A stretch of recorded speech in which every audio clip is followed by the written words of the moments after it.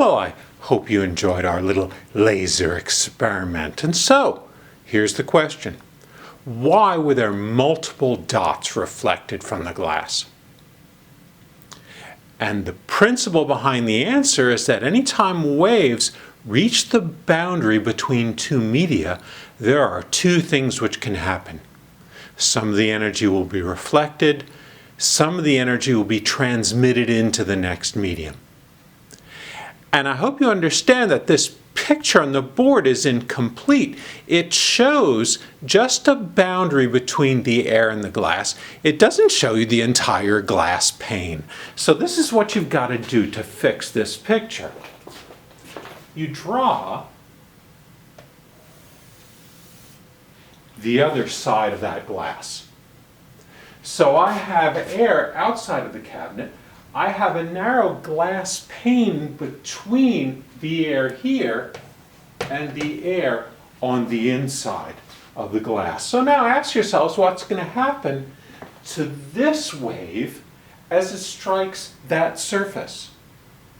As always, some of the energy will be transmitted into the next medium, and the remainder is reflected, in this case, reflected back into the glass. And it's entirely possible for the light to bounce between these two surfaces for a while. So now I have light that's inside the glass. It's reaching the boundary to the air. What happens to those waves?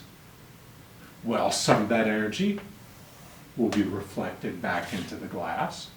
Some of that energy will be transmitted into the air. And now you can see we have at least two dots. In fact, if you look carefully, you'll see multiple dots, and that would arise when this energy inside the glass bounces off this boundary and again comes back to the left surface. These reflections will become progressively dimmer because in each of these steps we're losing some of the energy inside the glass. Some of the energy will be transmitted into the cabinet. You'll get multiple dots inside the cabinet. So we're losing energy along each step. I hope you like that.